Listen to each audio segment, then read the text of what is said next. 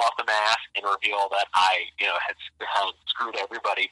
But I forget who the booker was, but David Rose. He liked the idea initially. David Rose. I don't think I discussed it with him. Oh, okay. I want to say I discussed it with Gallo. Possibly. Yeah, because Gallo was doing some of the booking at the time. Right. And Gallo liked the idea initially, but then once we got to the show being on, he was just like, no, we need to send him home happy, and we need to have a good guy win. And I believe you ended up winning that Battle Royal, if I'm not mistaken. I think I did. And but I still got to have the moment of coming out under the hood, and I did get to look like the chicken shit heel that I was by getting my mask torn off, getting freaky. And I forget if you tossed me over or if I just ran over the top rope. I think you just ran over. It was one or the other. Yeah, it was one or the other. But either way, it was something where you got over, I got over, and it was great. That's awesome. That is fucking awesome. Yeah. Do you have that footage? Anytime. Do you have that footage? No, I don't. I don't have any of the real deal pro wrestling footage. At one point, my terrible match with Susie Star was up, and I really actually wish it was still up because I loved the promo I did on the way to the ring for that match. But the match itself was the shit. Why do you say that? It wasn't CC's. I mean, look, I learned how to bump, and I learned how, the basics of how to work. Right. But I, wasn't anybody who was going to tie a, wrist lock onto anybody or do any, substantial moves or anything. And so most of the match was I ducked under a clothesline from CC. CC got caught in the ropes, and most of it was me, trading shots with him. And I think I accidentally laid in a couple of stiff shots on him. Oh, jeez. And I, under my breath, sorry, brother. I'm really not intending to do this, including a stiff elbow at one point, which was not great. But yeah, it was not a good match at all. I freely admit it. But the setup to the match was good. The promo on the way to the ring was good, and the payoff was good. Bro, did you have fun? Yeah, I did. And here's the thing: I'm a big believer in. There was this old musician I used to talk to, and he said, as long as the band starts together and finishes together, the middle oftentimes doesn't matter. And so if you can start a match well and end a match well, people will tend to forget, if the middle was the drizzling shit, unless it was really, really bad. If it was really bad, people will remember that. But if you have something good going into it and you have something good coming out of it, that's what you need. Right. I agree. I completely agree. That's very well said. So let's get into a story, Beav. Let's get into a story. Sure. Okay, so I heard the story about you being locked in a ring truck with a very promiscuous woman. I was told once the door was closed, it was like putting a cat in a mailbox. Please tell the story in your own words, because I never got to hear it from you. Okay, so I will tell the two sides of the story, the side that the wrestlers tell, and then my side of the story, which is what I maintain is the true side of the story. So, how the wrestlers tell this story is they had been pushing me to confront this woman. I'm not going to say who it was because I don't want to attribute any particular name to a promiscuous woman because I'm not going to do that. But they had basically told me, "Hey, Beef, you know what you got to do? You got to go to this woman and say, hey, when are you going to take me into the back and make a man out of me?" And I had been staunchly refusing it. This is the way that the guys tell. I had been staunchly refusing to do it throughout the course of the night. Wasn't going to do it. Why? And I'll tell you why when I get to my side of the story. Okay. All right.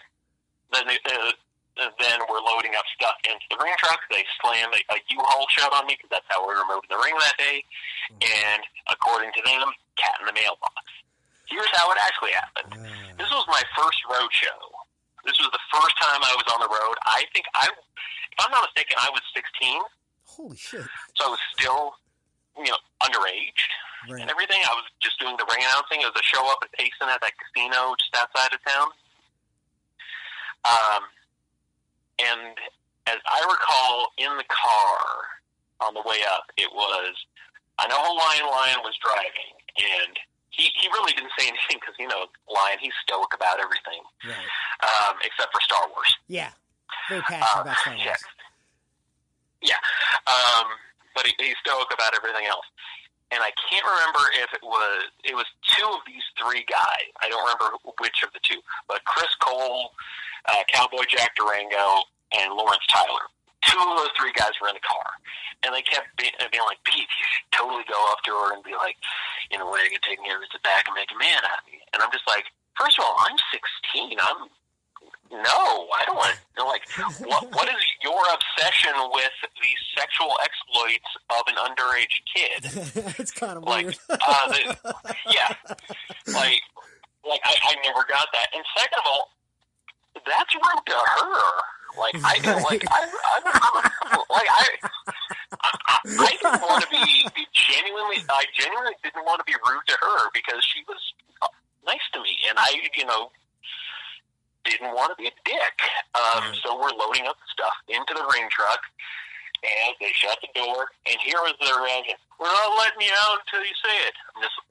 And she was just like, "Just say whatever you need to say, Beaver." I'm like, "Fine." What they wanted me to say was, "When are you going to take me into the back and make a man out of me?" Then there's about a 30-second pause. Did he say it? Yeah. They open the ring truck. We both walk out. We're both red-faced because it was an embarrassing position for both of us to be in. And apparently that led to me being, like cat stuck in a mailbox when I'm really just like, no, I just don't want to, like, hit on this woman who I have really no real interest in being with, both because she had the reputation and because I liked her enough as a person where I'm not going to pursue that. Also, again, I'm 16 at the time. This woman was in her mid-late 20s at the time, if I had to put a guess on it. And while that might be a, thing to some people, it wasn't for me at the time. Hey, everybody's got their own preferences, right? Yeah, exactly. And so I wasn't going to make that move. Plus, it would have been my first time with anybody, and I didn't want that to be my story of my first time. Where it's just like, let me tell you the story about the first time I had sex. I went up to this woman of ill repute, and I said, "Hey, when are you going to take me back and make a man out of me?" And indeed, she did. And then, so that wasn't going to be my story, and it didn't become my story. All right. Right on. Yeah. Good to finally hear that, man. That's good. I like to hear your words. It's way better. Yeah. All right. Yeah, I mean, and then they proceeded to tease me about it throughout the rest of the night at Denny after the show. I'm sorry. That's until Chris Cole threw me into the side of the U-Haul at the end of the night for talking with my hands. Because I talk with my hands. Yeah, that was a weird thing. Yeah. Yeah. I mean, part of it was a gimmick. Tossed me into the side. Chris Cole. He left before you came in. He was a worker. Kind of had the CM Punk straight edge gimmick at the time. Okay. Yeah. I was gonna say he definitely wasn't around, because if I would have saw some shit like that, I would have beat his ass. Well, do you remember Mama Cole? Yeah. Yeah, that was his mom who kept coming to the shows even after Chris moved back to Ohio. Oh yeah, okay. I never met Chris. Okay, all right, now I know. Yeah. Ironically, I've lived in Ohio now for 4 years. Still, just never ran into Chris Cole. Like we're Facebook friends and everything, and he's like, "We should totally hang out." Like that would be nice if we did, and it did. And then it's never happened. So. Are you getting a good buzz on right now? You better be. No, I just burped. Sorry. Oh, no. Not bad. I don't care. You should be getting a good buzz on, man. You're on my podcast. I'm fucked up right now. Yeah. So, I gotta get back to these questions, man. We're gonna end up going like 2 hours. Go ahead. We're gonna end up going like 2 hours. I can see it. Have you that's fine. Have you personally met anybody from the WWE or AEW? And if so, who? I met a bunch of guys that came through IZW for doing, one-off spot shows,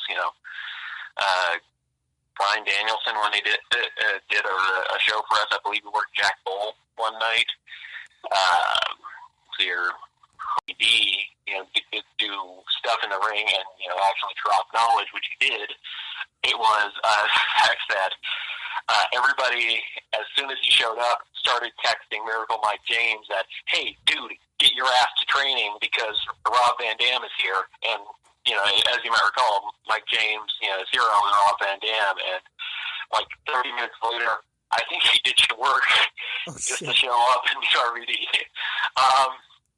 But, yeah, no, I met a bunch of people come through. Most of the people who were just doing one-off shows. Molly Holly, came in, did a show for us. I met her. She was really nice. Met Nick Dinsmore, Eugene, briefly. Wasn't as big a fan of his, but that might have just been, the moment that we met each other, so I'm not going to hold it against him or anything. Right.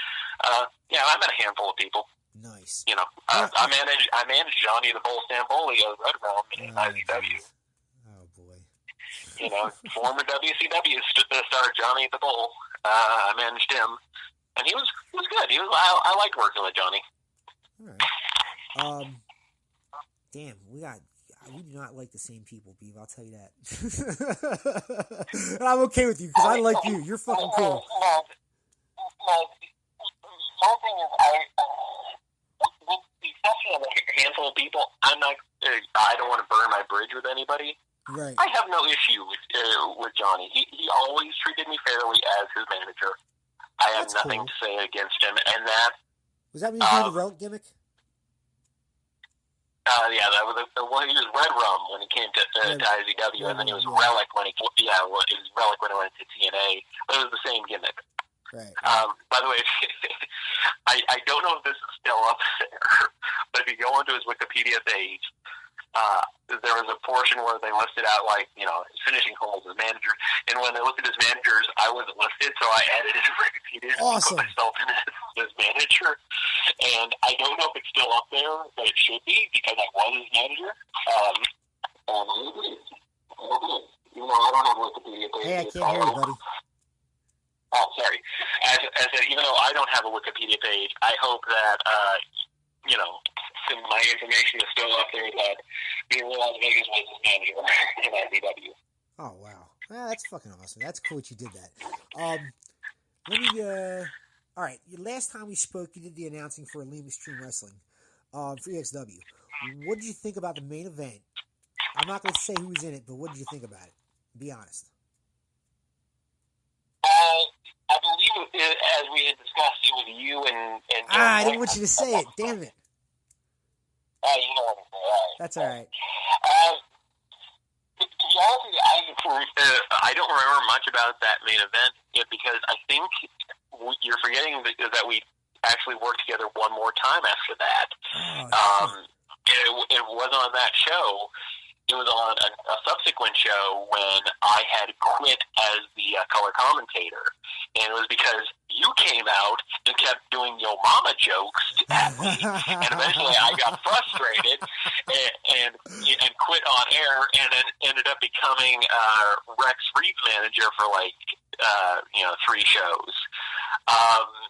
Which that's another gimmick that had been promised and never delivered upon.